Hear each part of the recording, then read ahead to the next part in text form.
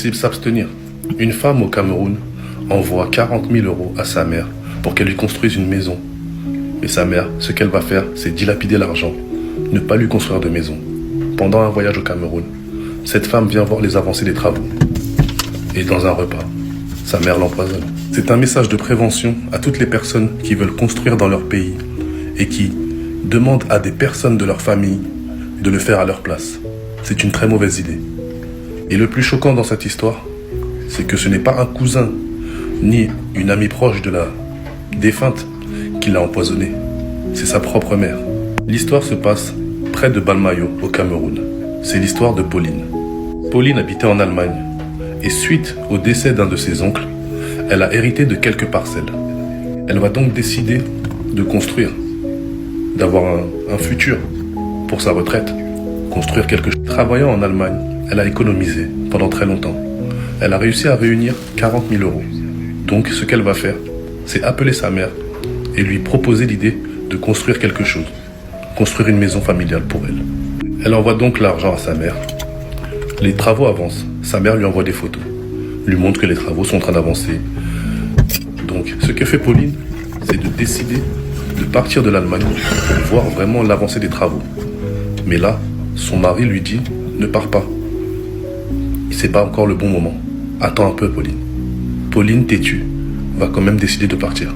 Ce qu'elle voulait faire, c'était voir l'avancée des travaux, mais surtout faire une surprise à sa mère et ses sœurs. Parce que ça faisait très longtemps qu'elle ne les avait pas vues. Elle arrive au Cameroun, dans la maison familiale qui se trouve à Bonamoussadi. Elle retrouve toute sa famille, ses sœurs, sa mère. Mais bizarrement, sa mère n'était pas contente de la voir.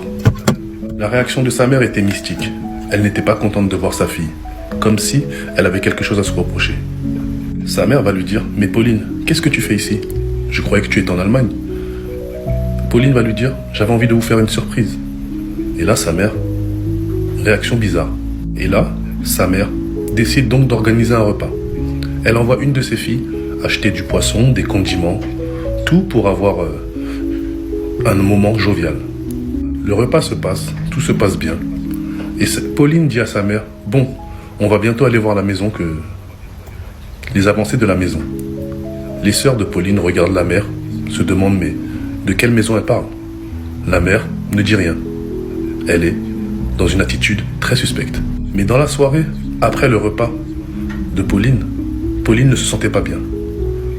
Elle se tord de douleur. Pauline, logée dans un hôtel, va se sentir très mal cette nuit-là. Elle va même appeler les agents de l'hôtel, mais vu qu'elle avait tellement mal, elle n'a pas pu prononcer un seul mot. Les agents de l'hôtel ont trouvé ça bizarre qu'ils reçoivent un appel de la chambre, mais que personne ne parle. Ils vont donc se précipiter dans la chambre de Pauline, et là, ils vont trouver Pauline en train de vomir abondamment. Pauline ne faisait que de vomir. Et 3-4 minutes après, Pauline a rendu l'âme.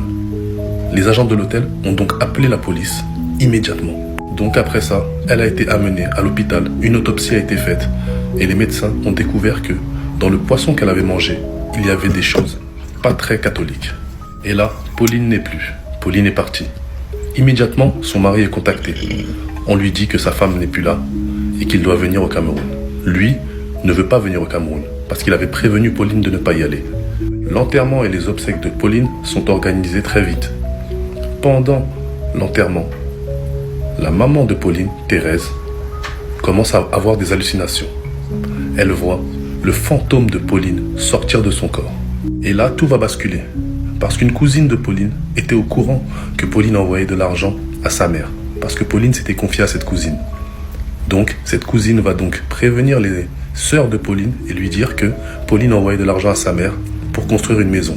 C'est là que les sœurs font le lien avec la discussion que Pauline avait eue avec sa mère par rapport à une maison. Parce qu'elle ne comprenait pas pourquoi Pauline parlait d'une maison à leur mère alors que leur mère n'avait encore rien construit.